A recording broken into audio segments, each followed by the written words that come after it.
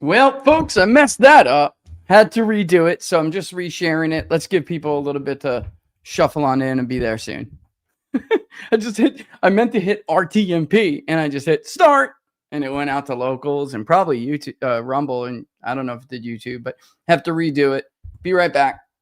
Well, we already redid it. I'm giving people some time, sharing the links.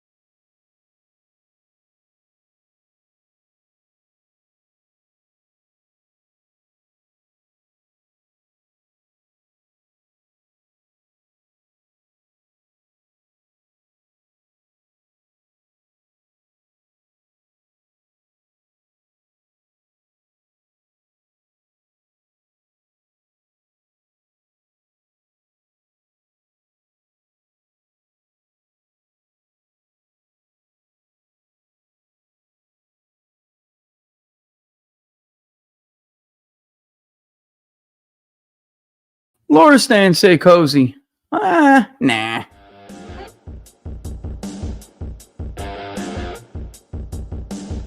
think we may have a get. I think, yeah.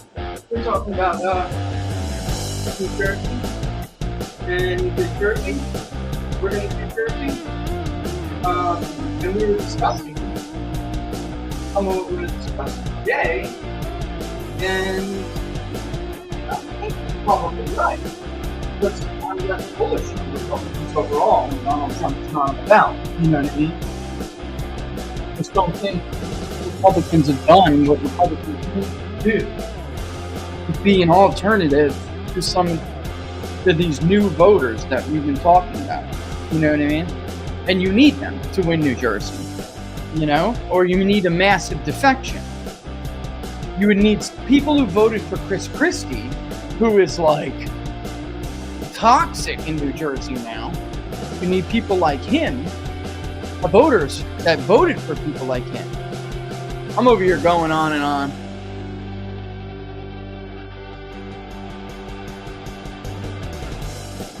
Let's see if he's gonna.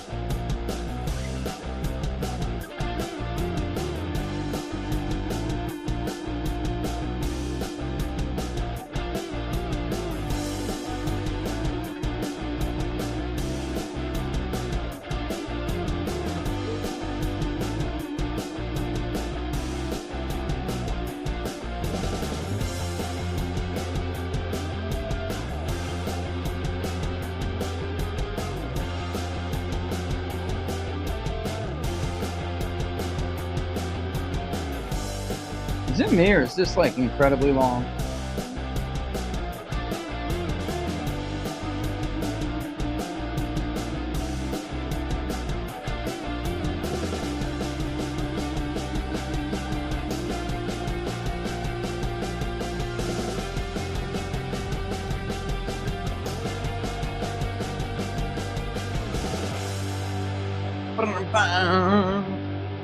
Got my pods ready to go.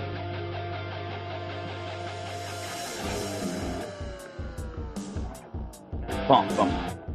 It's funny how long this is when you actually let it rock. We should just cut it off. You just cut it off, Laura says. Well, you're the boss. Yeah.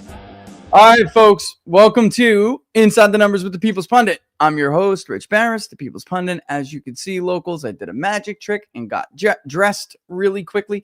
Yeah, Laura said stay cozy. That's, not kind of my spot. And especially when we're talking about data, I feel like I'm, it's like almost, it's probably leftover syndrome from my Wall Street days, right? Like where you feel like you're talking professionally about stuff and, you want to make sure that you look respectable. I was raised by an old school Italian family and that's it. Right?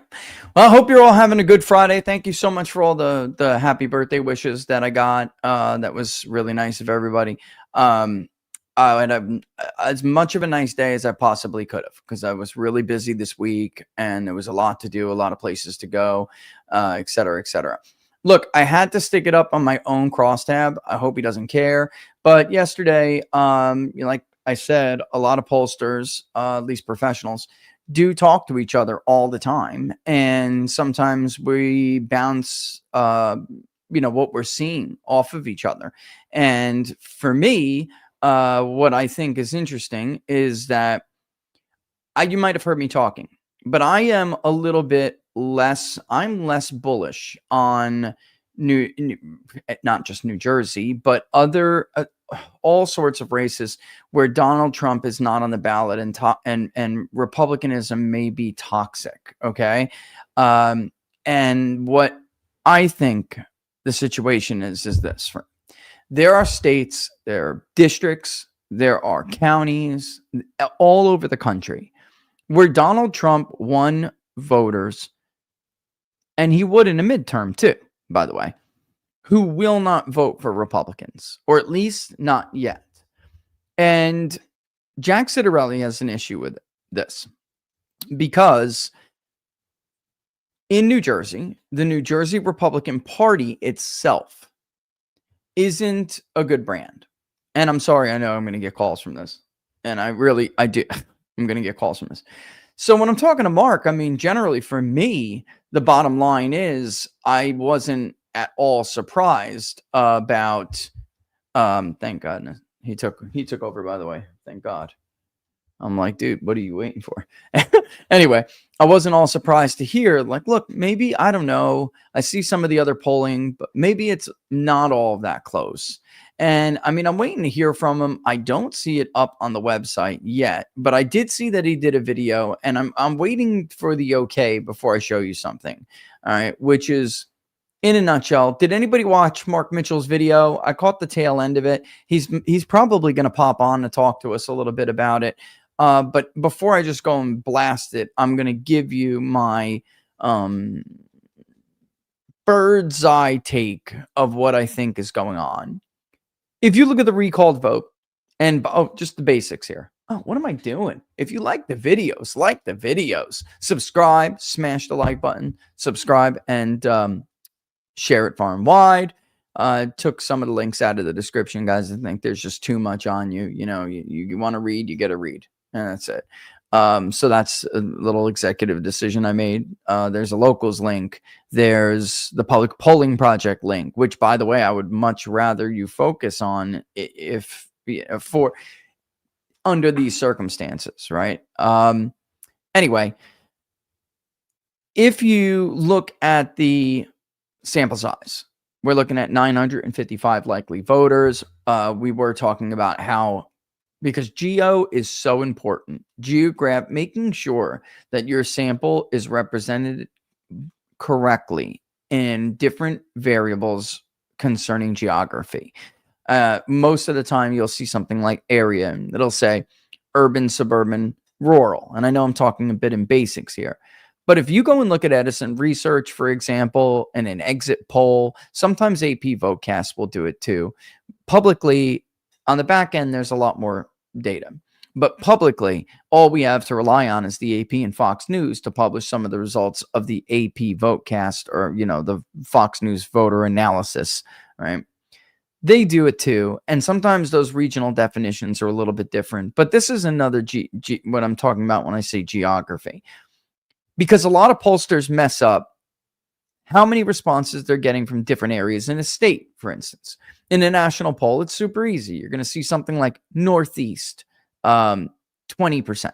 And I'm ballparking 20, but in truth, the Northeast is a lot less than that now. But a lot of pollsters who often lean too much to the left will put in, will represent in their sample, the Northeast will be represented more than it should be. So there's like an over-representation in that subsample. All right. But when you're polling a state, this is why we have minimum sample size requirements at Big Data Poll.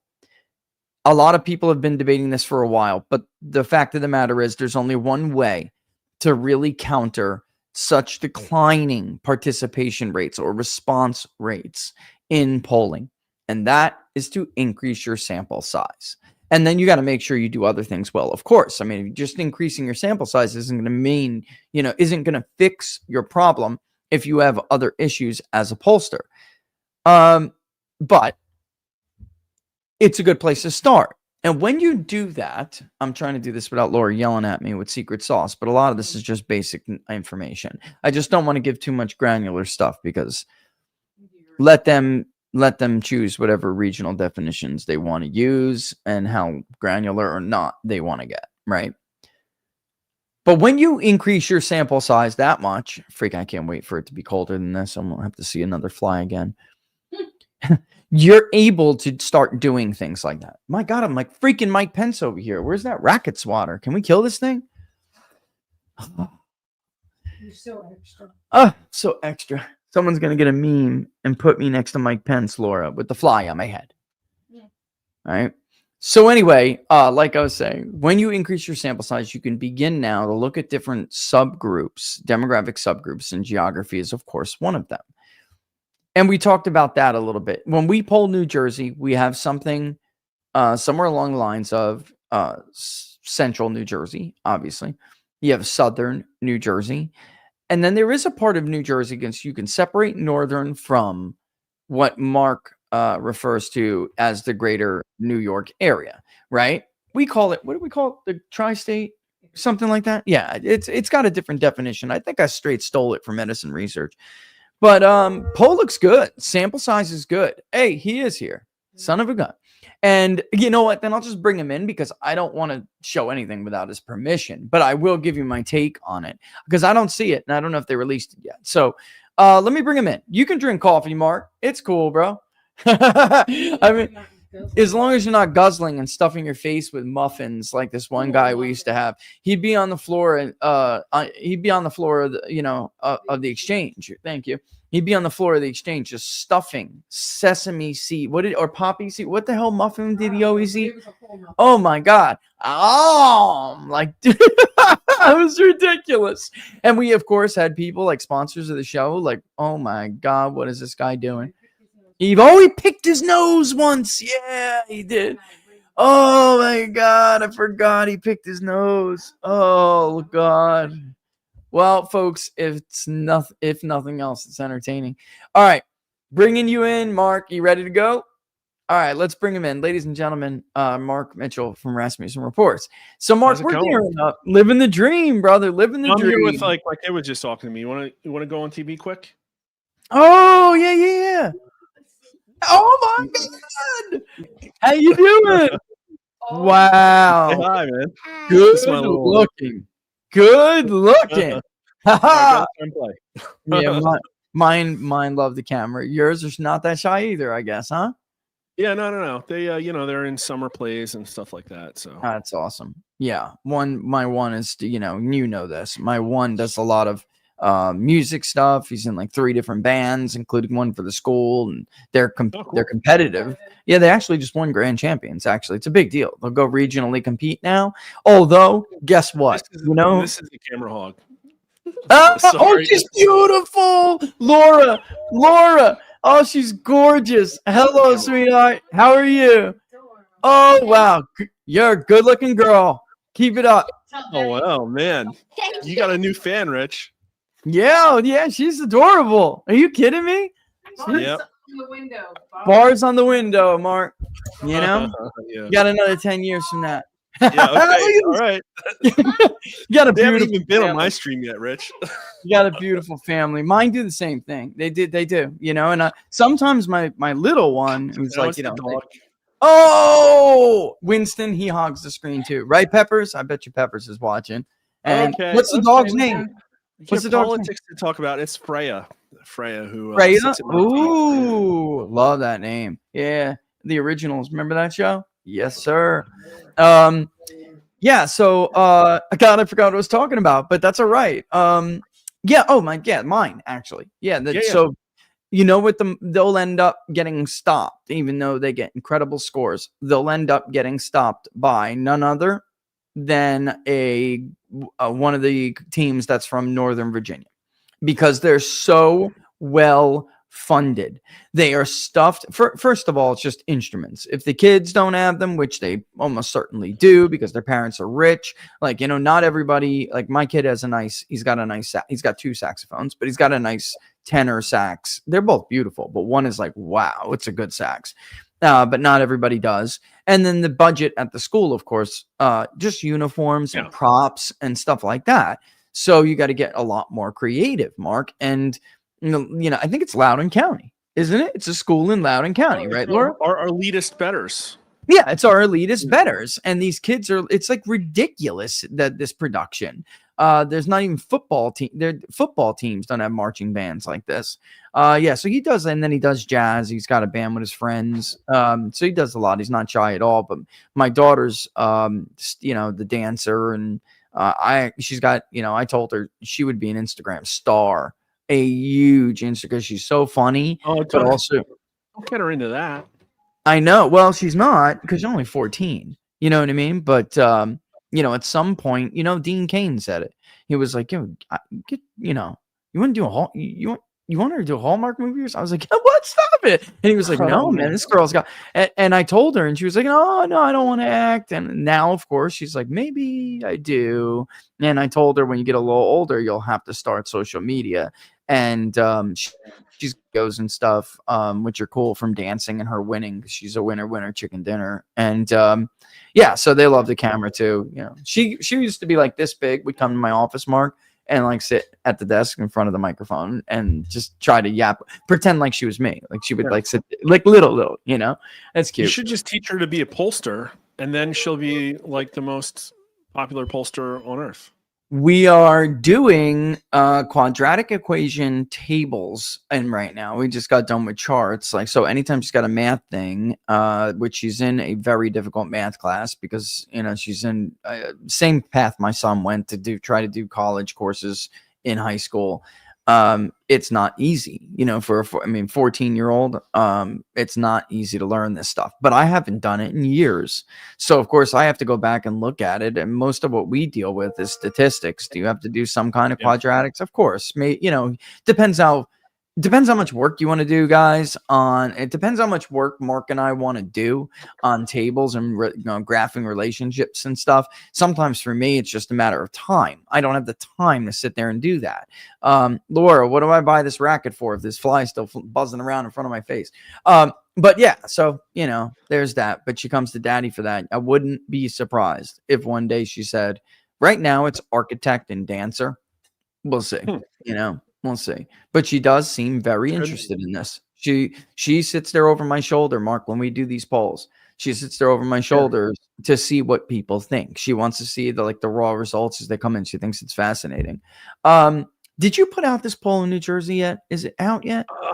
I mean, you got it. It's coming out. So apparently I made That's why I don't want to share it yet. You know? No, I'm like emailing people back and forth, mistaking the crosstabs. It'll be up in 20 minutes, I think. But so go ahead, share whatever. Yeah. Okay. Yeah, if there is something there, then just let me know. But yeah, this isn't for like platinum members, is it? Well, no, I mean, it'll be behind a paywall, but we show the numbers all the time. So if you want to get the full thing, there's a lot. It's a big set of it's a lot. Yeah. You and I'm fairly comfortable in saying that you and I are by far the most detailed crosstab putter routers in this game. Nobody does this, and I don't know why. They should have to do this. Otherwise, you could just create a freaking Google Doc, guys, and create whatever the hell you want. So like, this idea you can't put out a crosstab like this is ridiculous. But we, of course, do as well. So does Mark. Look at this thing. I mean, it's a healthy sample size. You're looking at 955 interviews, including 758 likely voters, which I think just gauging early vote right now, that's pretty much on the money, man. I mean, I think that's on the money. I'm really interested. I'm really interested to see what Republicans do in in-person early voting, because if they get to, you know, single digits, it's a race. If it's like 10 points, she's probably going to eke it out. Maybe not. Depends on the margin with independents, which we can look at right now. In fact, so like caveat with this, we're increasingly, since we're like self-ID for party, it becomes harder to like really know why these people are voting, who they are. Yes. And this was a very weird sample in that, you know, I tried weighting it by party, and it was overflowing with Trump supporters.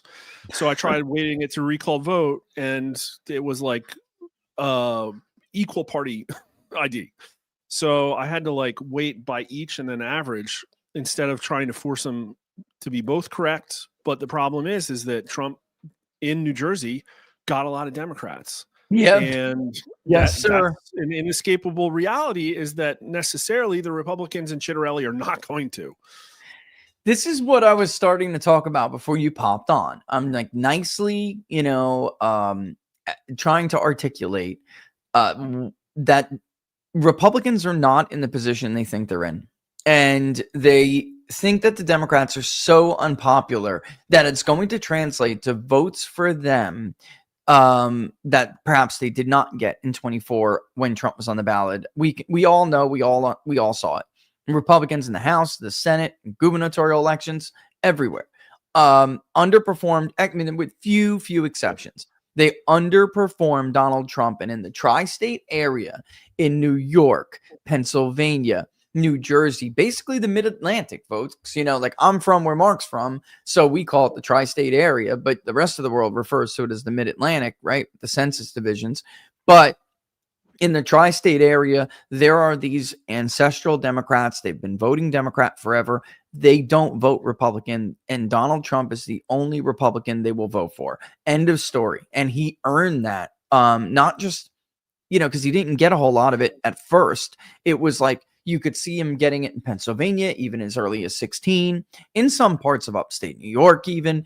But southern New Jersey, we brought up like Gloucestershire, where it's heavily Hispanic in those areas. He was winning these statewide district races. He was winning while the Republican candidate for the state house was losing, or the state Senate district. They lost, and Trump was winning it by like 3, it was, and then against Biden, he improved. So basically, yeah, I mean, Republicans think just because Donald Trump had this, what do you think is what? Because I think that gets in the next question. I think that is clear. You see it, I see it. By the way, just to show people, Trump's approval in New Jersey is 47%, which looks a lot. Yeah, he's doing good, which looks a lot like how Emerson has seen it in the past as well. 51% disapprove, not horrible. There is a strong disapproval, but you would expect that from being from a Democratic state like this. His black vote share or his black approval rating is actually quite high. Look at Hispanics, Mark. 54, not 2. 54% at least somewhat approve. What do you make of that? I mean, that's it. There's a huge part of the problem for Republicans right there. I think the problem with New Jersey, to lay it out very clearly, is that Trump outperformed in a Democrat plus 12 state. Yeah. And so immediately everybody on the right said, oh, isn't that great? Everything's roses. All the Republicans are going to win now. And yet it's still a Democrat plus 12 state. And they're saying, well, Scott Presler is going to fix it for us. Is he really though? And have you given these people a reason to vote Republicans? And the reason it's happening is if you look, we'll get to some of the questions, but these people aren't overwhelmingly anti-illegal immigration like most Americans are. Take a look at it's an economic signal. That's why they support Trump. And I think a lot of them held their nose and voted for Trump. But when you look at this, they don't really hate Phil Murphy that much. They don't hate the Democrat Party that much. Yeah. I think it was like Trump support was a referendum on COVID overreach and Biden authoritarianism. Yep. That's what happened in 21. And, they don't trust Republicans. They don't really trust Chitterelli as much as Cheryl, and they're not hearing the same news. Yeah. And so I think the problem is that what you have, especially in these blue states, is that the Republicans have allowed, completely unmolested, core Democrat to create a different world. Yes. And that world is not being, and it's one in where they can go to church and they can ignore the drag queen story hours. They can go to church and feel really good about aborting babies, and they can feel morally superior to their neighbors who are also Karens like them. And that's it. That's the liberal progressive monoculture in blue state America, and Republicans have no answer for it at all. You just brought up how they can, conduct these abortions and then go to church and, get redeemed by sitting in a pew. We call them Karen Catholics. I don't mean to insult anybody, but we come up with all these names over here, wannabe elites, Karen Catholics, which you'll find as far as south as like South Carolina, because there's a huge Catholic contingency.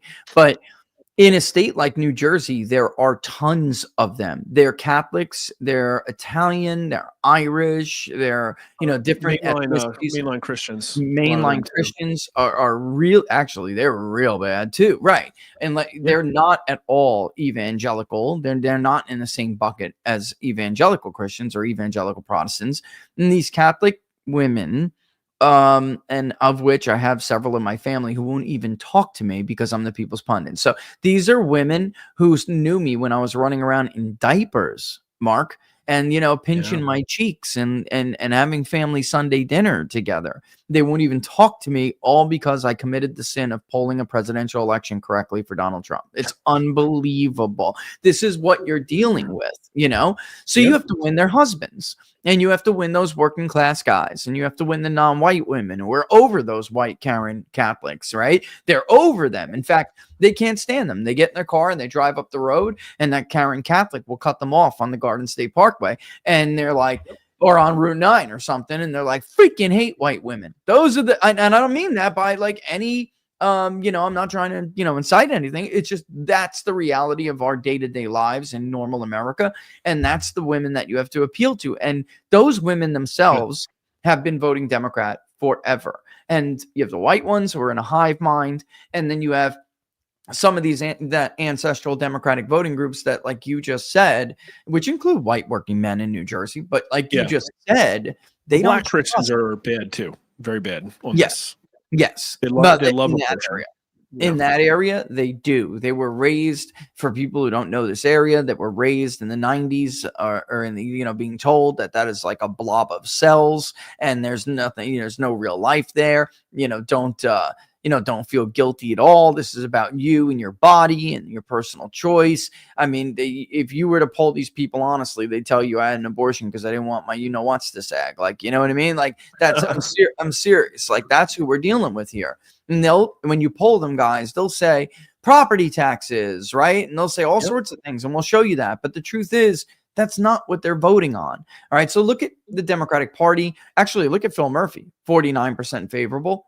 45% unfavorable. He's actually +4. Do you have favorable or unfavorable impression of the New Jersey Democratic Party?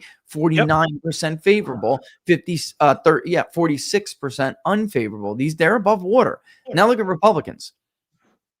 I mean, 41% favorable, and I'm looking at 33. So what do you expect?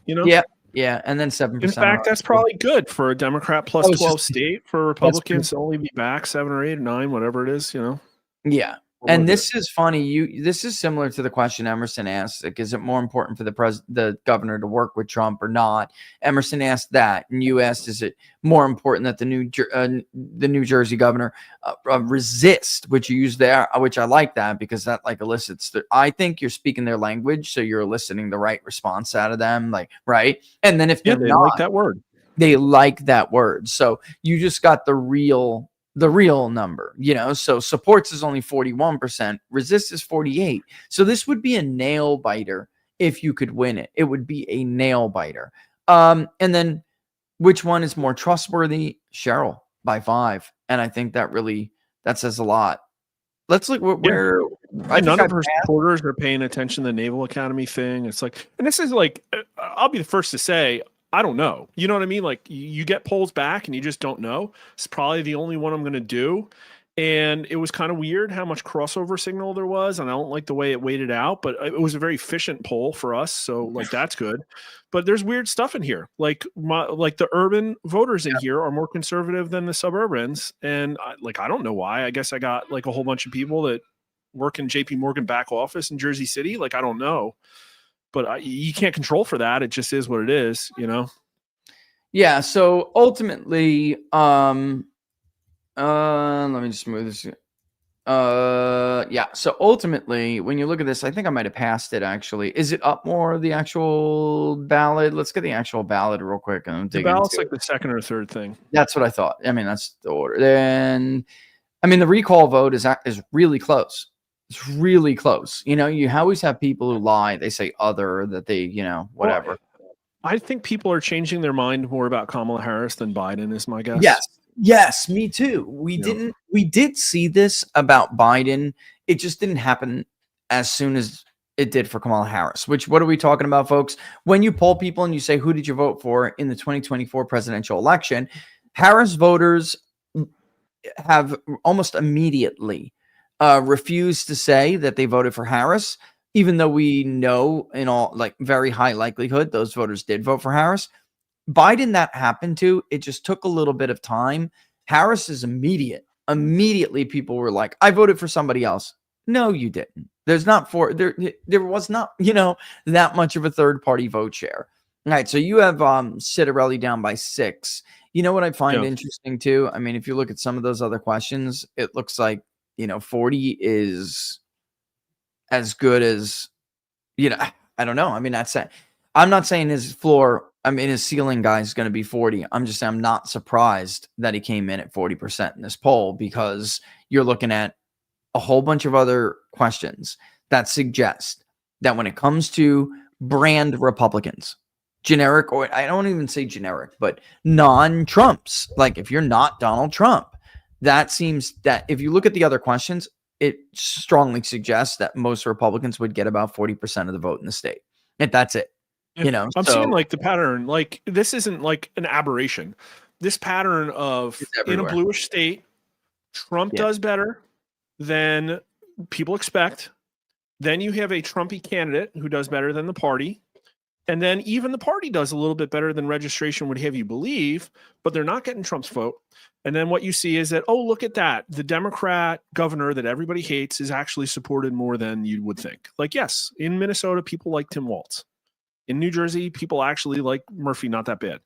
And that's because these people can change their opinions to support their religion. And their religion is just being good with all the other Democrats in their tribe. yeah. It's like you look at Dominion, and yesterday everybody loved Dominion and was going to pretend to defend it. Then you see one headline, which is like Republican buys Dominion, and go to Reddit right now, and it's the biggest threat to democracy on earth. So, of Yeah. course, 3 years after COVID overreach, when people were having their businesses shut down in New Jersey everywhere and vaccine mandates, everybody was Googling vaccine mandates when Chitterelli outperformed the polls by 4 points. And now they're not. And Murphy's back to normal. And these people in New Jersey aren't like super, super pro deportation. So they're like, when he signals against Trump, yeah, I'm going to fight Trump on deporting my illegal housekeeper. Then they're going to, oh, isn't that cute? He's standing up for somebody. Well, look at that number right there. Obviously, Cheryl's doing worse with the black vote than you would expect, but she's doing better with the white vote than I think some people would expect. Yeah. And sometimes in the polling, that irons itself out, folks. You know, at the end of the day, maybe the Democrat does do better than expected with the non-white vote, but they'll do worse than expected with the white vote. So it irons out anyway to the end result, which is why you shouldn't overly obsess with certain things like that. But immediately what jumps out to me, Mark, is that you're looking at, I mean, if you combined it, let me go back up to Trump. Okay. This is a really If you Catholic poll, too, combined if it- you didn't notice. It is. That's why I brought that up. I mean, for those who don't see, New Jersey is very Catholic, guys. Extremely Catholic. If I'm not mistaken, Catholicism is the number one religion identification in the state.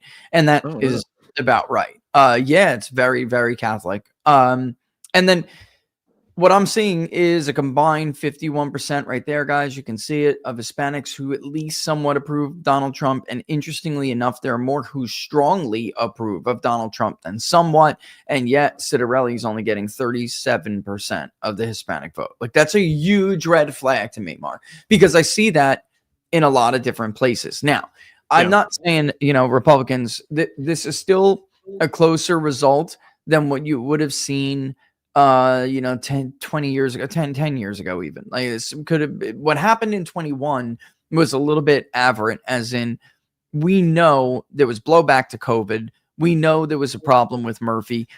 New Jersey has this, and I think I said this on the show earlier in the week. New Jersey has a habit of throwing out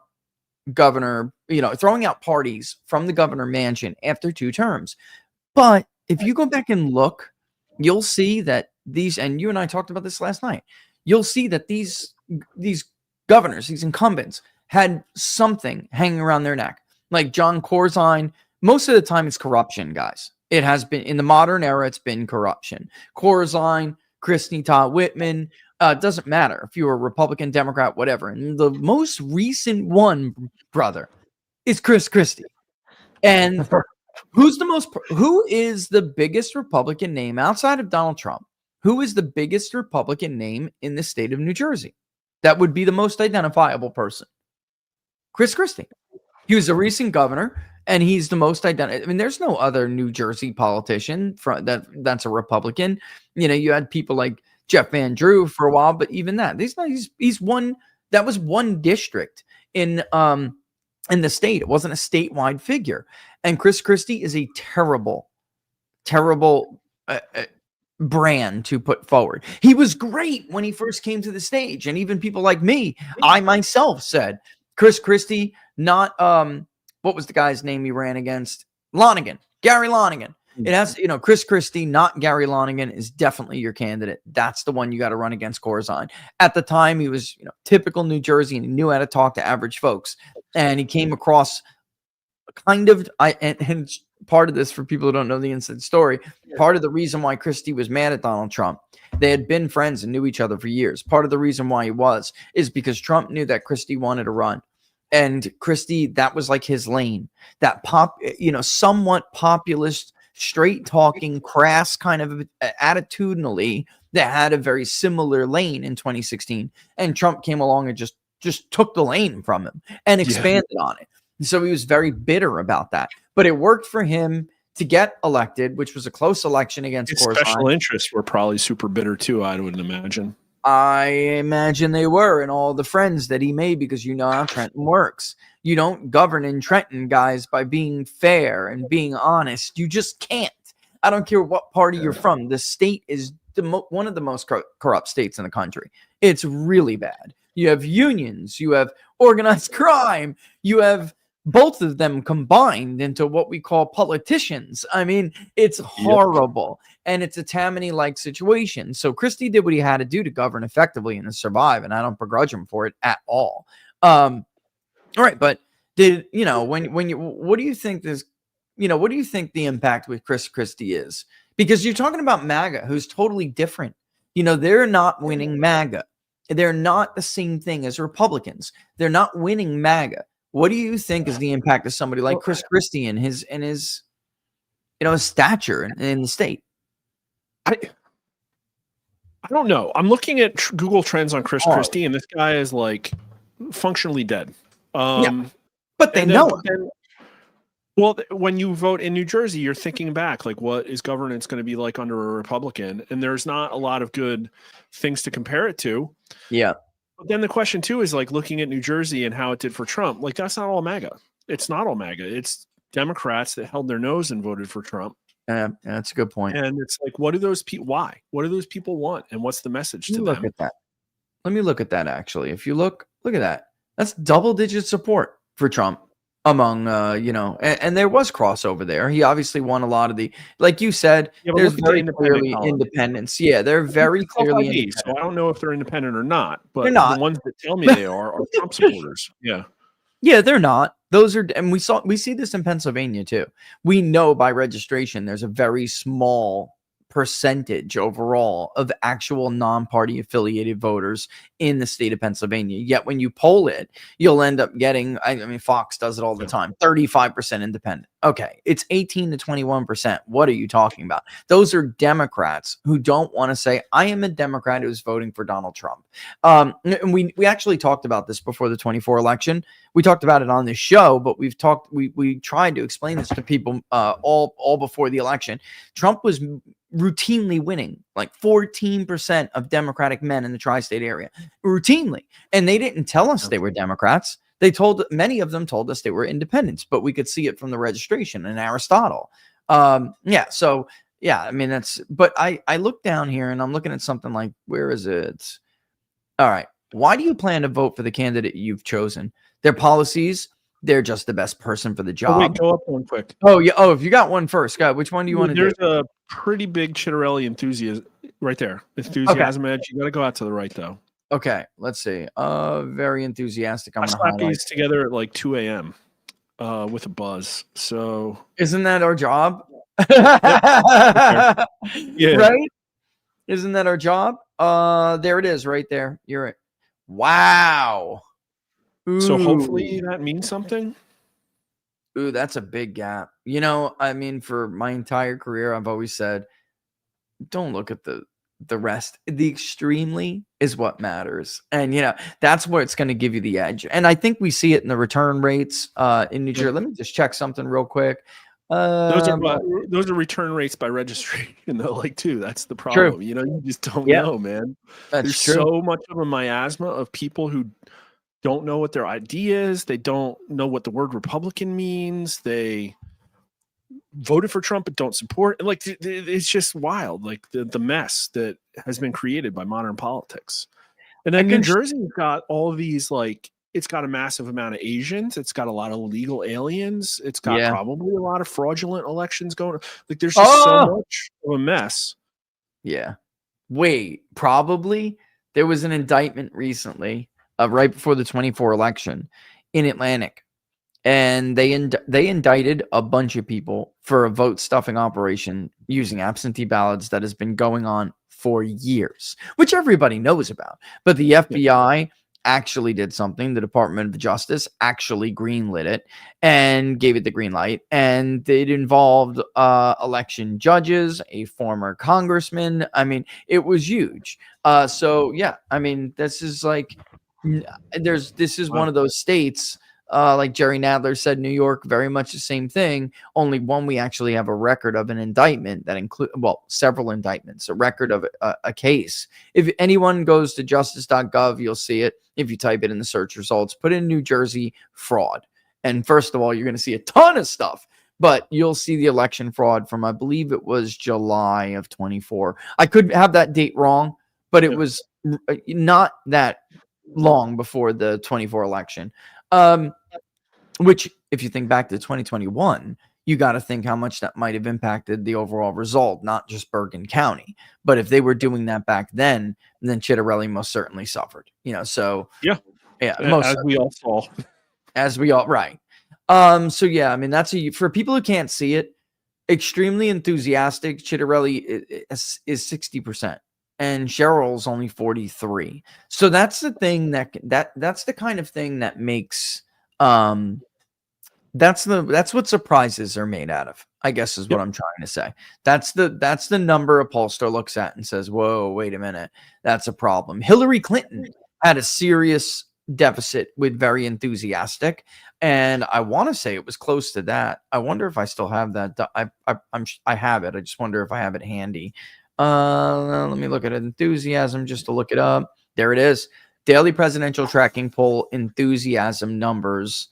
Extremely enthusiastic. Trump is 1 or 2. He's 1. And then she's actually on October 31st.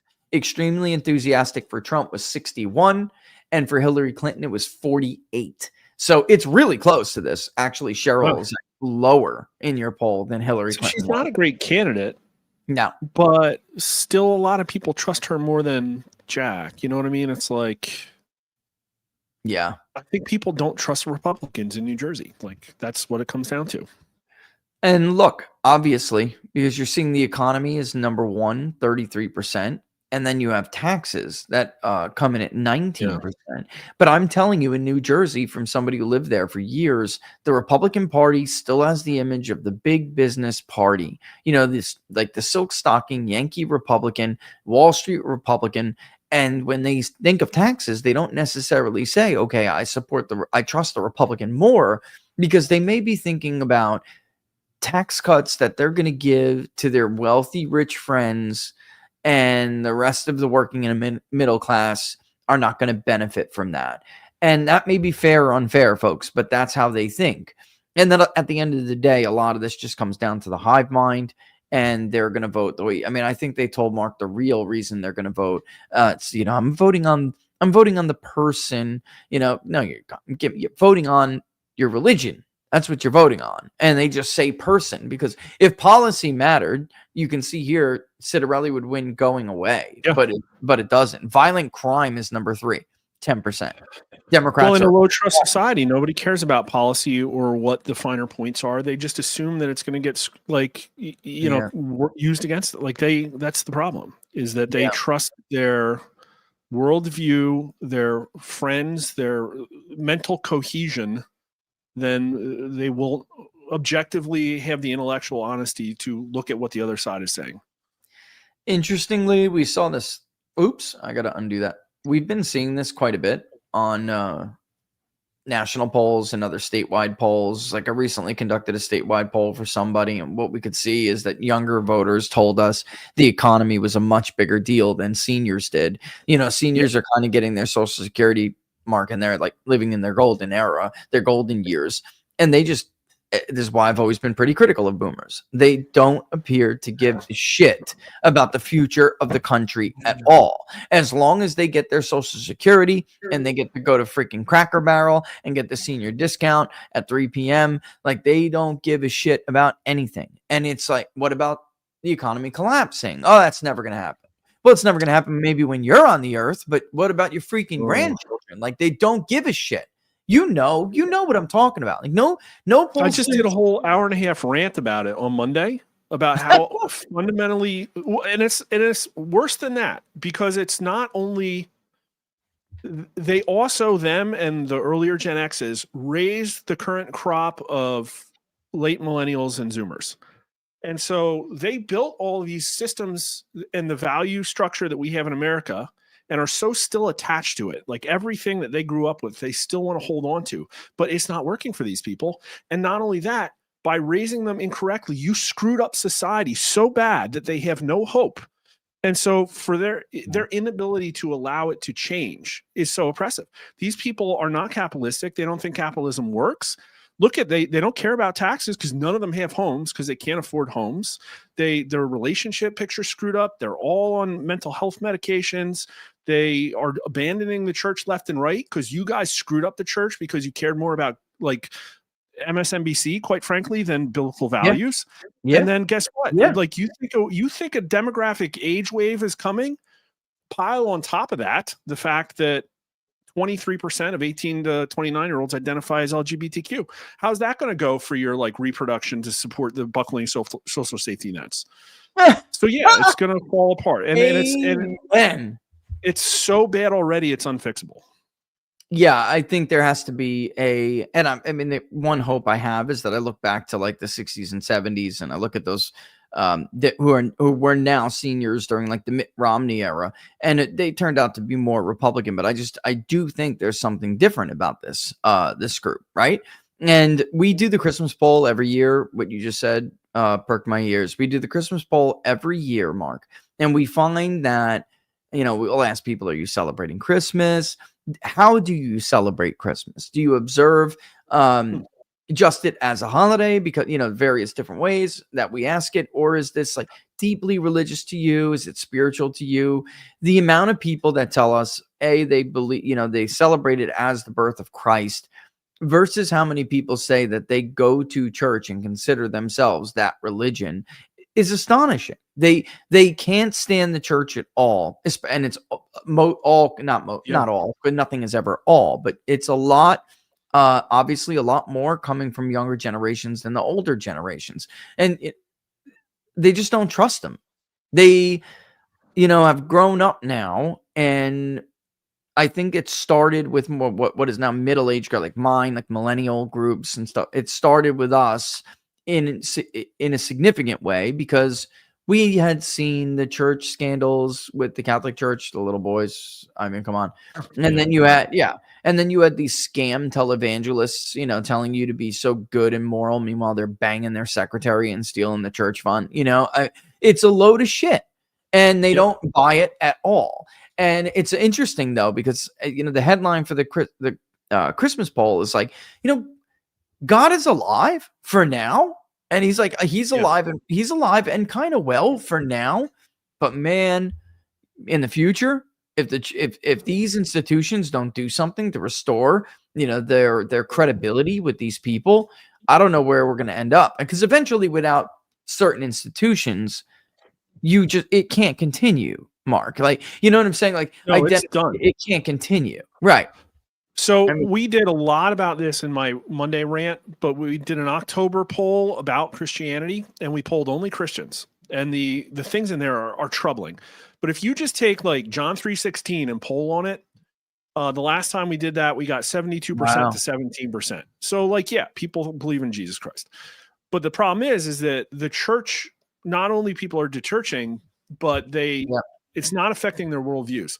So if you look at 18 to 29-year-olds, what surprised me is that only 40% of them say they grew up in the church that were Christian, and their biggest religious ID was Catholic. followed by evangelical, and only 24% Protestant. So Protestant goes from almost 60% in the 65 and older down to 24%. So mainline denominations have essentially killed themselves. They're only just a generation or two away from being dead. But if you take a litmus test, if you take a proxy for religious values, let's just take abortion. U.S. Christians are only plus 2% pro-life. And if we ask the question, looking at the candidates for president, who most closely reflects your values on the issue of abortion? And the people in America who were most certain about their worldview, atheists. They overwhelmingly picked Kamala Harris. Protestants were split. So the most confused people in America by religion about what is the right set of values is Protestants. And they, like, what is that? Does the Bible have anything to say about that? Like, you're lukewarm. You're lukewarm, and he's gonna spit you out. That's what it means. That's the same thing.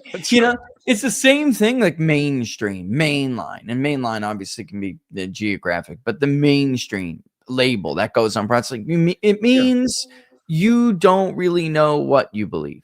You believe in God, but you're constantly influenced by culture, and the like traditional doctrine is not a litmus test for you, even though you say you're a believer. And I just looked it up to compare with what you found.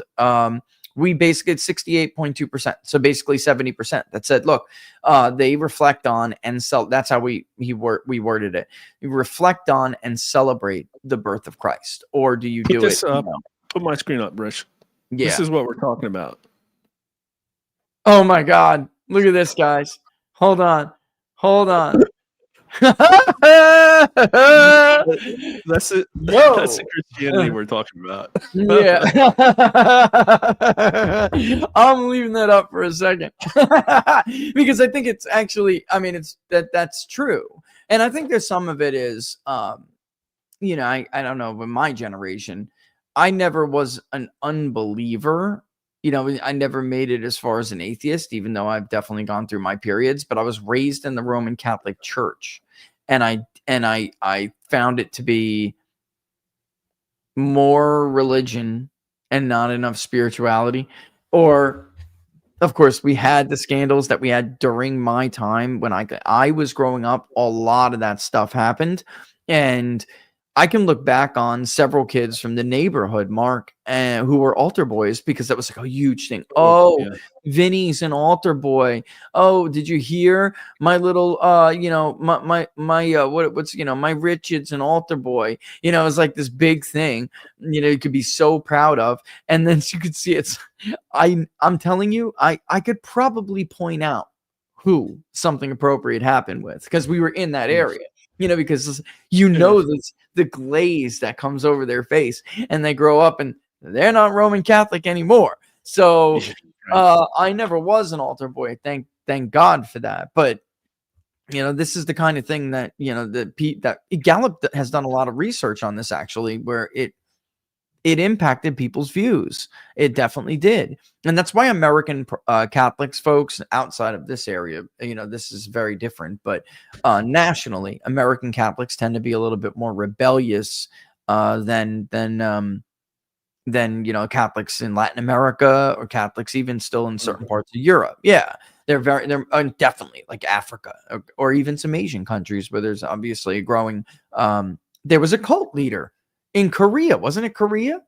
It was Korea, where the Vietnamese during the Vietnam War, there was this it was a radical Catholic faction that was influencing the then president of Vietnam before the North Vietnamese rebelled and took their country, right? So they believe, one of the greatest fears about it is that they believed the corrupt Catholic Church would influence how their leader led the country, right? So they're not that rebellious in other parts of the world. Americans are viewed by the papacy to be like a pain in the ass, like, oh, American Catholics are so, they don't just get in line. But in certain places like this, You know, I'm just saying it doesn't look good. It's like branding. We're talking about branding for the Republican Party. You have somebody like a Chris Christie who comes in, he's a rock star, wins re-election by 20 plus points. And that's the most recent memory that they have of a Republican for governor. Look at how he was basically run out of town. You had Bridgegate, which I don't care if it was fair or not. We know what he was doing and how he was governing. He was governing like a bully, and you had to, and that's fine. But they pegged him for it. And he allowed himself to be pegged, which is his fault. So I don't begrudge him for it, but it's now the reality that the party's brand, with the most recent memory in the minds of the voters, what Republican governors like, is not good. And it's the same thing with the church when we're talking about things like that. When you bring up the Catholic Church, that generation, folks, the first thing you're going to say is, I'm not part of a church that touches little boys. Like, that's the first thing coming out of their mouth. Right. I mean, come on. So you asked a lot of stuff here. We don't have to go over all of it. I mean, it's not all that interesting. Yeah, I mean, what else do you think is? I mean, what jumped out at me is even now, not only in the recall vote, which you can see Trump's support with, what is this, line 122? Okay, I'll remember. In the recall vote, I mean, look at the Hispanic vote. It's tied in New Jersey. And then when you look at Citarelli's, it's not at all. He's getting blown out, I mean, it's a good result, a relatively good result for any Republican in most places, but it's not good enough here, guys. Especially in northern New Jersey and in southern New Jersey, you're going to have to win those votes. And by the way, Christie did. Christie won, I believe he won the Hispanic vote outright, and he lost the black vote, but he still got somewhere in the neighborhood of 20% of the black vote or something like that. So there you have it. Scroll down to line 144. 144. And then I'm going to make it bigger and put it on the screen so everybody else can see it. Okay. Okay, here we are. Let me make it bigger. Let me pop it. I think this was very eye-opening because I didn't know what the result for this was going to be. Okay. And I think it very clearly shows you probably one of the reasons why Citarelli did so well in 21 was because of the inflation crisis, which hasn't gone away.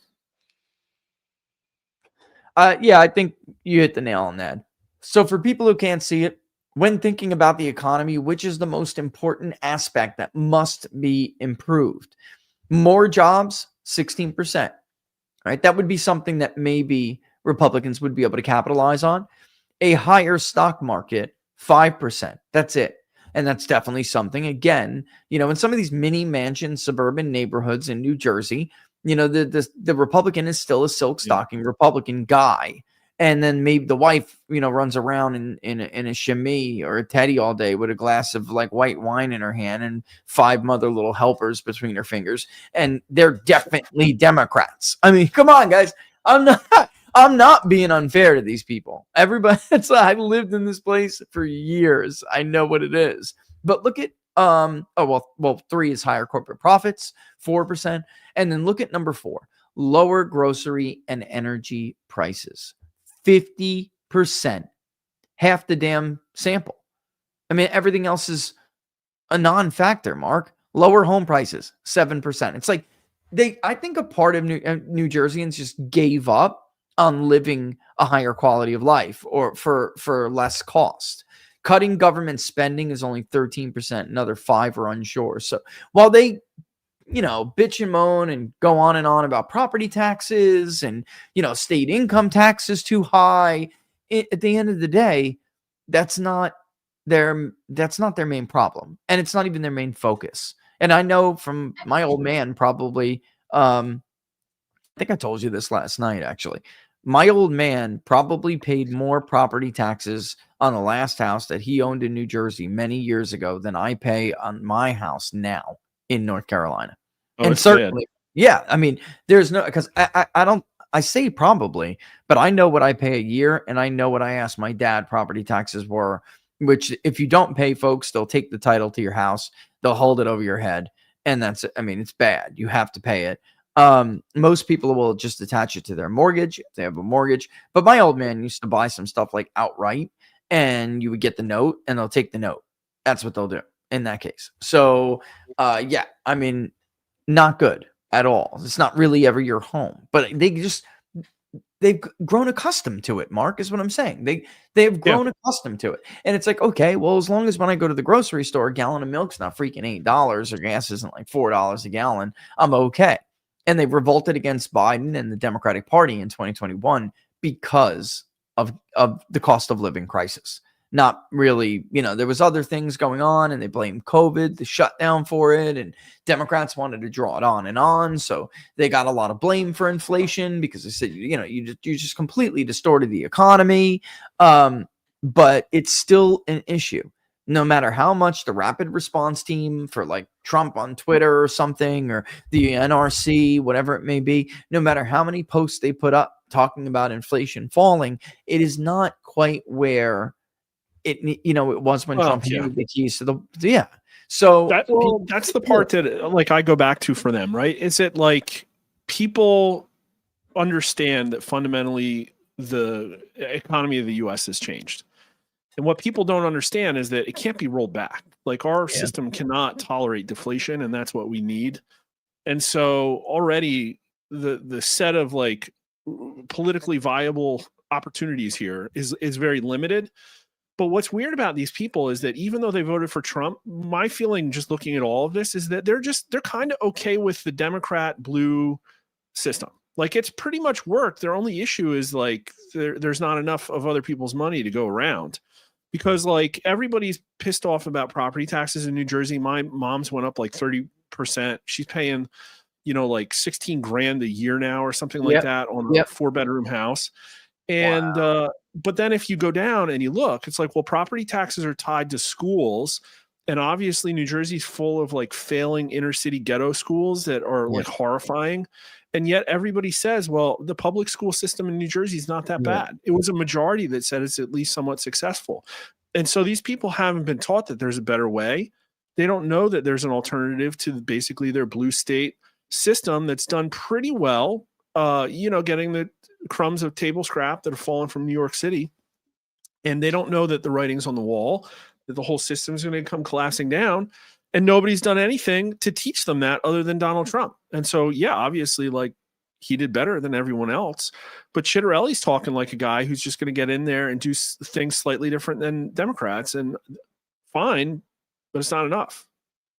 Yeah, that's a really good point. I also, when it comes to education too, I also think you made a good point. I can tell you from just experience, when we went from the Northeast, from the Mid-Atlantic to Florida, we didn't know. I didn't even know about school. I don't care. I didn't even know about school choice. I really didn't even understand. I didn't even understand what the hell it was. I really didn't. And then until we put the kids in, and my wife actually worked for the school system, it's one of the things that Jeb Bush actually did as governor. I'm not trying to demean. He did a lot of pretty good things. But if any, by far the best thing was school choice. We had illiteracy rates that were ridiculous, especially with you would think Democrats would love school choice considering what they claim to stand for. Literacy rate, lowest common denominator. That's every one of the policies. We're going to drag everybody down to the worst it can be.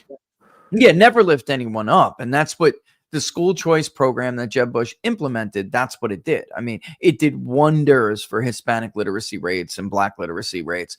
And when my wife worked for the school system, it was that much easier to get. You had to get this simple voucher program, and they were able to go to both schools were good, but they were able to go to the school that was better. And also it's the one my wife largely went to visit because she was working on that school with what she was doing. So it was just so much easier, for us to do. But we had no idea. Literally parents told us at the other place, at the other school, I did the application to come here because both were good schools. I did the application to bring my kid here. I just have to drive them or find them transportation. If they're so far out of the district, they'll still even try to get transportation as long as you're not that far away. But if you are, you got to find your own transportation, and you just basically tell them you're going to get them there. And they told us about it. And then we looked into it, and then we were able to move the kids back, to the school where it was just easier for us because of my wife's work. Otherwise, in the middle of the day, I would have to stop every day and go get them. You know, and it was just like very difficult when I was working to do that, especially building the business. So, I mean, what you take away from this? The funny thing about New Jersey is it closes very quick. Yeah. At the end, it can close very quickly. What do you think? I mean, you think this is the end all be all, or we're going to pull it at the I don't end know. of Like, the month? yeah, I want to see what yours are because this was not after the debate. There's going to be rallies. I don't. When are you going to the field next week? You know, let's look and see. We're gonna have to see. And by the way, folks, you know, the public polling project thing is up. I didn't share it right away because I didn't like the way it looked. Every time I shared it on social media, it was like doing a double image thing where the big data polls image was on top and then underneath. It looks like it's somewhere in the neighborhood of 10% funded, a little over. So probably not next week. Probably the very final. Good. It looks like very final week. Thanks, Yeah. guys. We're gonna get a final poll, you know, so we'll be judged on it. Yeah, you Are can you- take all the risk for me. Are you gonna? You're not gonna go back in and do it again? That's it. I don't know. I was so upset when I heard about what that PAC paid to go into the field in New Jersey. Just you know what? Bring this up for my critics who are like, "Oh my God, look at how much it is to crowdfund a poll." Barnes had to tell people on Monday, like, Rich shoulders the burden, the vast majority of the burden of these polls. You make nothing from it, you know. So Yeah. when a pollster goes into the field, their work is what they're billing for, basically. And they have to, you know, obviously cover the cost of doing the poll, which is expensive. And then their profit margin, I would say, is what they're charging for their time. Yeah. Tell people what they paid and what the sample size was and everything. Well, I would love to spend more money on polls. I would love to get better data, but people won't give me the money to do that. And so I think our methodology is pretty good, but it could be better. If I had a lot more money, I'd be able to do better stuff. But they don't give me money because they don't want to hear the results to my answer, like what I have to say. And I would have quoted 7,000 for this, something like that. And it would have been RoboDial and online. And that's how RoboDial. Yeah, you could do that. Yeah, if we were going to do SMS, I would have had to charge a lot more. yeah, that's what I. Then, yeah. But then I heard that one of the PACs paid 28,000 to do a poll that was much smaller, and 4 times more than what I would have charged. And from an organization, I don't know much about them. I don't even remember who it was, but they weren't validating their data against a massive collection of national polling in 2024. Let's just put it that way, right? So not tested, right? And it had Jack Ciattarelli up one with like a 600 or 700 sample size. So I don't know what to tell you. They paid their 28,000. They got a result they wanted, but we were talking about this though last night, man. Like, people who do that, you're not gonna last long. You cannot fudge your numbers, especially if you're not part of the mainstream media. You will never last long. Franklin and Marshall can be wrong all the time. Mecklenburg College can be wrong all the time. In this state, Rutgers Eagleton can be horribly wrong all of the time. They will still, the next election cycle, be referred to as very credible, knows what they're doing. They'll have referrals like crazy from, colleagues and people in the world. If you're Mark and I, the only thing you have is your track record. That's it. And if you screw that up, pulling this race too, of all people, who did? What's that? Quinnipiac's pulling this race of all people. There's another example though. They're not hurting for grants or funds. I almost wonder how long it's going to be until people start pressuring Emerson. I wonder how the grant program works over there.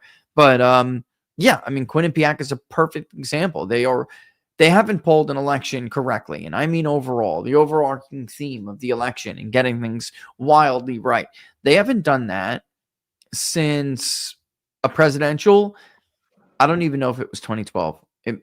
I don't know. It might have been, but they overstated, for sure. They overstated, Barack Obama's overall support. But 2014, maybe they got like a bunch of Senate races, pretty decent. But that's it. And they'll forever be referred to as credible or a high quality pollster, right? Like a trustworthy pollster. But for people, just so you know, they charged, if it was $600 samples, a 600 sample size, it means they charged $40 per interview.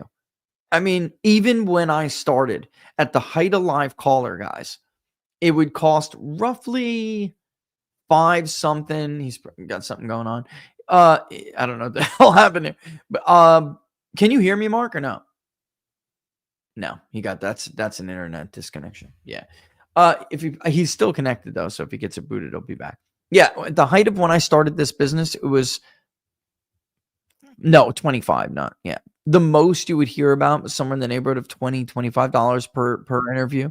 That's a disgusting amount. There he is. I have to remove him from the other one. So you're back. Oh, Yeah. remove. There you go. That was the NSA breaking in. Yeah, because that was weird. Kick. My video still down. Kick. Yeah, let me kick. OBS has crashed. Oh, it crashed again, Mark. It kicked. It Yeah, I crashed got it. again. Kick. If you want to prevent this person from rejoining, you should ban them instead. No, I don't want to do that. Let me just kick them, remove There we them. go. I think. Okay, there. I was just gonna say because I had that other one up. It connected twice, so I had to. See, NSA's backdoor into OBS got me again. Damn, man. Every time.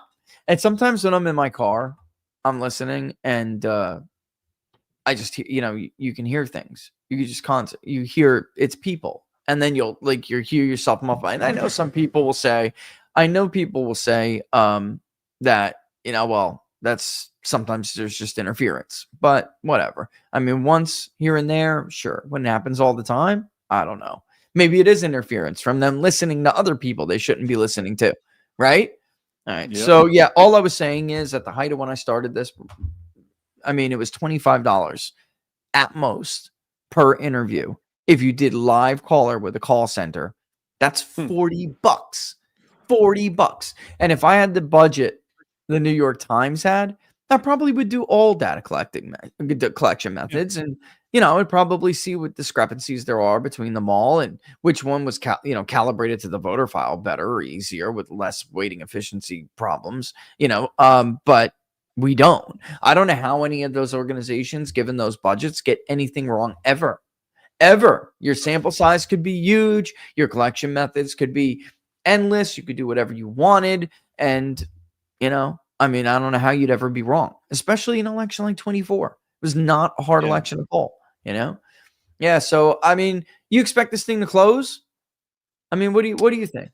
Well, I guess you'll tell me. I don't know. I don't know if I'm too far left on this one. I just don't. I would have, if I had Chitterelli up 3, I would have been like, what? Like what? Really? So this fits with my mental model of what's happening here. And that is like, politics is changing in America and the Republicans have no idea about it. And they're going to continue on their plotted course until the pot that the frog is in continues to heat up. And the pot that New Jersey's in is not very hot right now. It's just not. And so Chitterelli's not going to benefit from anything, I think, that's going to change these people's minds.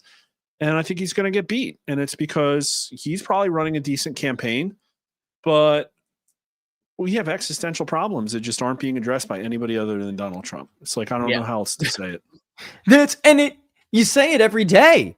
You say it every day. We say it every day, and it just bounces off the wall, man. It is received by nobody. And then you have all of these people, I don't want to use the G word, but they're making money hand over fist, and they're not It is. Yeah. All a grift. It's Which is the biggest grift ever in the history of the world. It's $100 trillion grift, and it's working. And did I show you my political matrix? You'll appreciate this. Have you seen this thing? I think did you post it to Twitter, but I don't really remember exactly what it was. But let me just pull it up feedback real on quick this.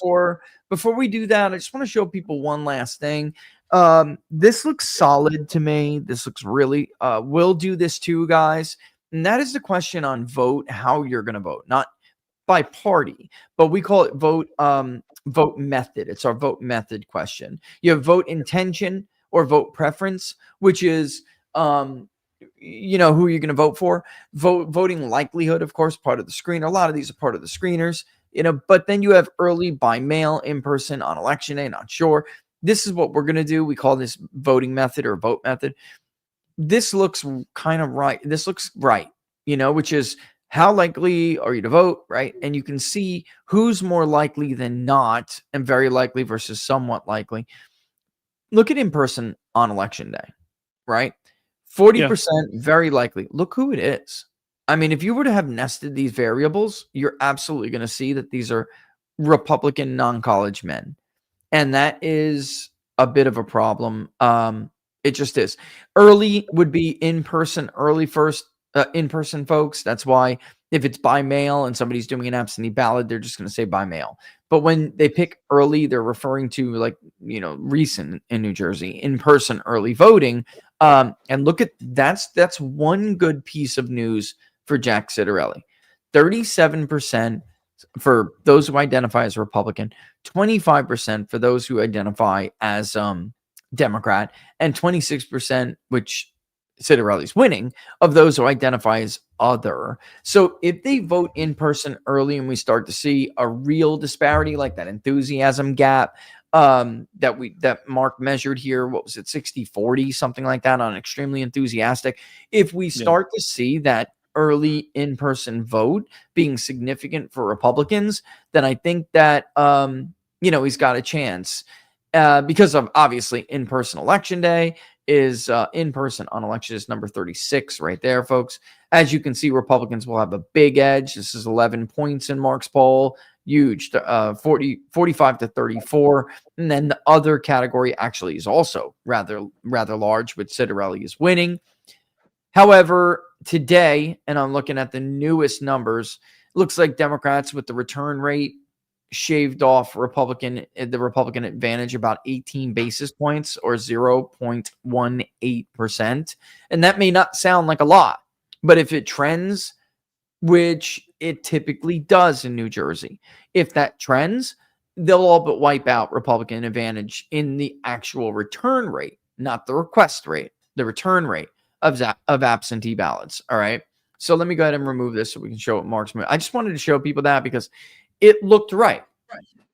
As far as what we would expect, the percentage of the electorate we would expect to vote early by in person, those who will vote by mail, and then those who will vote in person on election day. That looked right to me. That looked real, like pretty much on the money. Jack would need to turn that enthusiasm edge when it comes, and we'll see it. We're going to kind of know right away, guys. We'll know. Let's give it a first 48 hours. We're going to know if Republicans are just slamming in person early. If they are, it probably is indicative that independents, because of course independents aren't truly independent, they lean, almost all of them, outside of like 7%, lean to one party or another. If there is a large enthusiasm gap for Ciattarelli, it means we can expect his independent margin to typically be much bigger than anticipated, and that's what he would need to do. So it would have to be that enthusiasm edge, Mark, that wipes out the Democrats like raw. Or something big happens, you know what I mean? Like, or Trump something gets big. peace deal. There's major economic collapse. I don't know. There's something. Yeah, that would be bad, obviously. But I'm just saying, like it just doesn't seem like. There's this enthusiasm gap. It just doesn't feel like a lot's changing. It doesn't feel like a stronger election than 24 was, and Trump didn't get close enough in New Jersey. So there has not been a massive move to the right in New Jersey since 24, and that's what it would appear that we would need for Jack Ciattarelli to win. Yeah. Let me throw this up. Tell everybody what we're looking at here. Well, you're more of a political scientist than I am, but I've talked to some political scientists, and this is what they currently use as so, like, I don't know. Like, I look at this and it just doesn't speak to me. Like, it doesn't really match. Like, first off, I think libertarianism is stupid. I think we can all acknowledge that although the ideals are interesting, that if we were all libertarian right now, we would be ruled by Google and Amazon. And so there's an aspect of that just doesn't work in the current political climate. And then, there's some economic right versus economic left going on, but I'm probably economic left right now because of my economic populism. So I proposed a different spectrum that I thought, is a little bit more effective. at sort of pointing out the problem that we have right now in politics.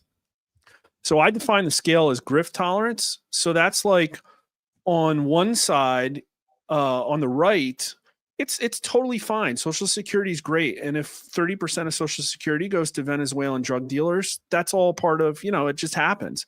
And sure, Mitt Romney can get $1 million check from the IRI, from USAID. That's how they pay for their big houses in Nova. And then on the other side, it's like, no, I want them all to go to jail. Like, shut the government down, fire every IRS agent. Like, so then on authority trust, at the top is like, we need more Anthony Fauci's. And at the bottom is like, Anthony Fauci needs to go to a military tribunal. And so when you define it this way, I think the good majority of people, even people who don't like Trump, some of them, like 65% are in the lower left, burn the system down quadrant. But then I look at like your average Republican who you would just talk to in Washington, D.C., and they have high grift tolerance because they're going to a cocktail party tonight, and high authority trust because they are the authority. They understand the system, and they think the government is still working for most people. And so it's like on the right, you have this complete 180-degree misalignment on the system. And this is like, that's the problem, is that Trump is in the green, and maybe Chitterelli is right in the middle of the green and the blue, but most voters are in the green and most leaders are in the blue, and definitely all of Washington, D.C. is in the blue. And would voters know where Jack is? That's the question. Like, would they know that? I think the answer is very clearly he's talking like he's blue. Yeah. He's talking like he's blue. Yeah. You looking to go get? Oh, it's time to go get the boy. All right, there it is. Oh, all right. No, it's all right. Got to get the little one from. That's Laura waving. You don't want to come on camera? You're gorgeous today. Absolutely beautiful. Say hello. You can't even get in. That's all right. I'll have to lean over. You got to go more. Go further. She sticks her sunglasses in there, and that's it. That's it. Yeah, and then she complains. I don't like the way I look on camera. Well, try looking at the camera. God, yeah. So, I think this was like productive. I will tell you this, and in full disclosure, I do remember after the 2024 election, Pressler did come to me and basically said, "Hey, I heard about this database that you made in Michigan, and you made one in Pennsylvania, and you made one for Wisconsin, and you gave it to a bunch of people." I did, in fact, the organization that had me do it said, "Go, you can go ahead. We're not going to get to Pennsylvania. Physically, we're just not going to be able to do that much in Pennsylvania. Why don't you go ahead and share it with people like Scott Pressler if they want it?" And he did. And basically, I don't know, right there. And basically, I don't want to give away too much here. I mean, obviously, you and I would talk about it, but I don't want to give away too much. But we did research on what the best way is for both parties to be able to get or motivate your low propensity voter. And more importantly, when it comes to the right, it's who do you get to motivate them for you?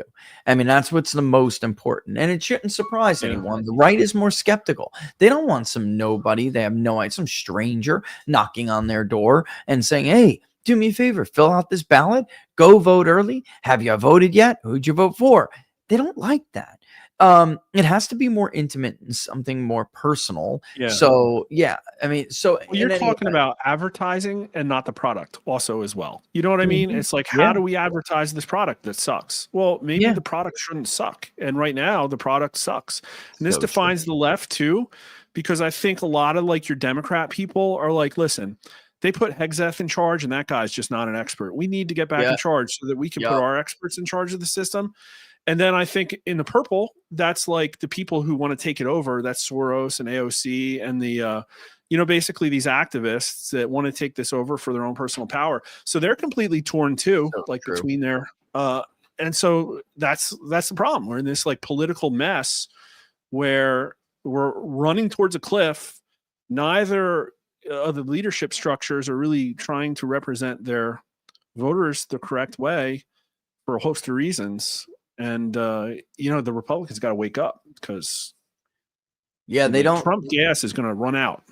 And Trump gas is running out. It's running out. I hate to be the, Johnny Raincloud, but of course it is. All presidents have a finite amount of political capital, which is something and that I tried telling all of the cheerleaders during the bombing of Iran. You have so much political capital. You have a huge chunk, and it's not yet. Was it a majority? No, but that's not how you win Israel's elections. political capital is running out too. I can tell you that. Right. They have none with Young MAGA. Yeah. They have none with Young MAGA. And you've pulled this too. You know that. Despite what people wanted to say when we first said that. And then lo and behold, 2 weeks later, there's a story in Axios. Republicans are starting to be briefed on how unpopular Netanyahu is with Young MAGA. Like, okay, well, for 2 weeks, I took all of these. You're an anti-Semite. You're a Jew hater. For years, we have supported Israel and openly, which is something I don't like to do. For years, we did against the Palestinian cause, whatever you want to call it. And, because we simply told the truth and, tried to warn people, right? This is what we get. And by the way, this is a conversation I absolutely did have with Charlie about a week before he was assassinated, and not going to get into the details, but he knew it. He knew it clear as day. Like he was hearing from people every day about, man, we're just not going the Ted Cruz route. That's cringy to us. That interview with, with Tucker Carlson, with Ted Cruz, that kind of stuff scares the bejesus out of them. Here you have a U.S. senator telling them that they, based on their theology, should support a state, and a politician and his party. That's very different than saying, I support the people, the Israeli people, So even those who do weren't willing to spend their political capital on Israel when this was their one chance to make America great again. End of story. Bingo. Yeah. And by the way, those authoritarians, it's quoted verbatim. Well, not that verbatim, but that is the sentiment. Yeah. Yeah. Yep. Last chance.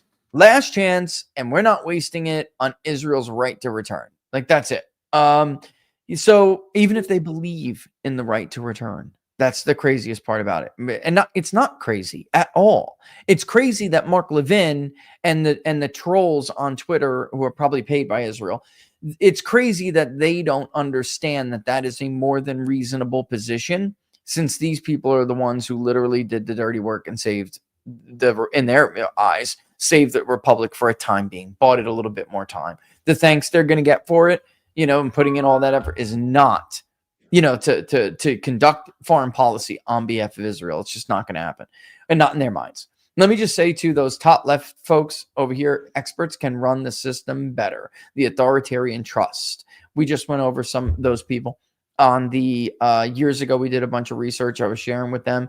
We did it for Barnes started it, and it was being used by a bunch of lawyers to conduct voir dire on what kind of jurors, how do they make decisions, and then we decided that we can actually put these people in a bucket. There's a little bit of a combination of personality tests and belief systems and how those belief systems are formed. That's how we process evidence. If you're sitting your ass on a jury, we People love them credentials. Yep. Yeah. And those people, the credential lovers, you do not want them on your jury if you are a defendant. You do not want them on your jury. They believe everything the prosecutor says. Everything. And it's terrifying because in the case with Kyle Rittenhouse, if it wasn't for jury bullying, that kid could have been convicted, especially with the 4-person. I mean, that's terrifying, but that's the kind of person we're talking about. Guys, there could be leaked FBI video showing a totally different angle and that the defense is telling the truth. And yet the prosecutor said, no, that's not true. Even though they're looking at the video, they still believe the prosecutor. It's insane. It's really why? That prosecutor is an expert. And he is to be believed. Fauci made up. They made up all of these things. Masks work, they don't work. They work, they don't work. Social distancing, fabricated out of fabricated out of thin air. And yet he was an expert. You got to believe Dr. Fauci. He knows what he's doing. I mean, those are dangerous people. Yeah, makes them feel smart. They need that validation and moral authority. That's right. That's what's doing. It's exactly what's driving it, because it's a blind ignorance, and they don't see it. because they're not looking at it that way at all. They are seeking something in this little exchange, and they're seeking that that moral authority. That's exactly what they're doing. All right. Tell people where to follow you, brother. That was a long. I appreciate you coming by for so long. No, it's You went fun. way over, but I was also late. But Well, we tell back to people- back. I did a surprise stream right before yours, and then I told everybody to come over. I don't know if anybody did or not, but because I I don't- didn't see you. I didn't only see your I little don't- live thing on Twitter. You got to put that thing up, the little pink circle. So we don't retweet it. stream on Twitter anymore, and we should go back to streaming on Twitter because, first of all, there's I have a large following count on Twitter, so I have far more subscribers on Twitter or followers on X than I do subscribers on YouTube, and we do try to push people to Rumble, but even Rumble themselves, and No, I don't I would, do that anymore. yeah, even Rumble themselves just say, you should still stream to these platforms and then just encourage people to go there. But I do really like when people watch on locals, which a lot of them do, the Fire Stick or something, and it's very easy to watch it, So I do encourage that because locals for me is, it's a lifesaver. When they went through the censorship stuff, locals was a place I knew I would be safe, for a time being. But yeah, tell people where to follow you. Rasmussen_poll on Twitter is the main account. That's where our stories come out and stuff. And then my smug asshole takes are at Honest Pollster on Twitter. And then we have a YouTube channel, Rasmussen_poll. I love that handle. I really do, man. I think it was great. I'm surprised I didn't think of it myself. But It was available. I'll take Yeah. it. It was available, obviously. Yeah. _pollster, but I didn't That'd be trademark. hilarious. Mine is people's_pundit because it was my name. I wound up changing it, but I always in my username had like Rich the People's Pundit or something like that, and then some asshole took people at People's Pundit. And actually, local showed me, I think it was last week, the impersonations are ridiculous. Have you ever tried to look up and see if you have impersonators? Oh, no. Oh man, you'll be spending all day reporting these people. Unfortunately, I had to do that because I think it was like the fifth or sixth person that asked me, Rich, are you selling this? Are you doing that? And these people were going to them pretending they were me and asking them to invest in like crypto or something like that. One got really savvy and said, hey, did you see our latest poll we're funding? And sent it. And some people give generously. And I'll just be beside myself if somebody donates to some impersonation grifter and just basically robs their money. I'll be beside myself. And I actually said, Laura was like, you shouldn't say that on the air, but I did say it. And if I ever find out who that person is, I will have your ass. I'm not calling the authorities. I'm not calling I'm not calling Big Brother. I'm just going to, I will have your ass myself, and that's it. So you're going to wish I called the authorities and sent you to prison, So yeah, there you have it, brother. I mean, I appreciate you coming on. We spent a lot of time. It went by really quick, actually, Yeah. Yeah. Well, Do this again. All right. good stuff. I'm glad you did it, man. I'm glad you did it. And thanks for sharing it with us. I'll see you soon. Yeah, well, you'll appreciate it. I don't know if anybody else will. So. Well, no, I mean, listen, I that's what the job is, whether people like it or I did not. charity to make people mad at me. I know it's because we're not the ones making the money hand over fist in this industry, so believe me, you should appreciate that, folks. I mean, that people give you the result that we really believe in rather than the result that we think you want, which is what everyone else does, make a fortune for doing it, which is, it's just, it's an injustice in the universe, but it is what it is. All right. Thanks, brother. I'll see you soon. Have a good weekend. Take care. Right, Mark Mitchell, everybody. Have a great weekend, Mark. All right. So I'm not going to keep you guys too much longer. I did just want to remind you guys, speaking of the New Jersey poll, I mean, we do have some time, but it's up. Do what you can. The link's in the description. I'll probably wind up sharing it a few more times. I'll do the little Twitter test thing, which shows you whether or not it's sharing correctly. It did on locals. I noticed that, which was great. What else? Yeah, Friday, October 10th. No Friday the 13th this year, I guess. I feel like there is an announcement. I told you guys I do have quite a bit of traveling coming up. I want to say 2 weeks from now, it'll be the spring before this happens again. But you know, you take it when you can get it, right? All right, that's it. If I remember, I think I will post it. Don't forget, if you like the videos, to follow on everywhere.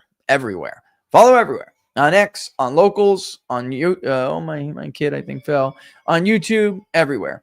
And I will see you guys soon. Let me go and see and find out what happened. All right, all the best, folks. Poor kid. I can hear him. Oh, little man.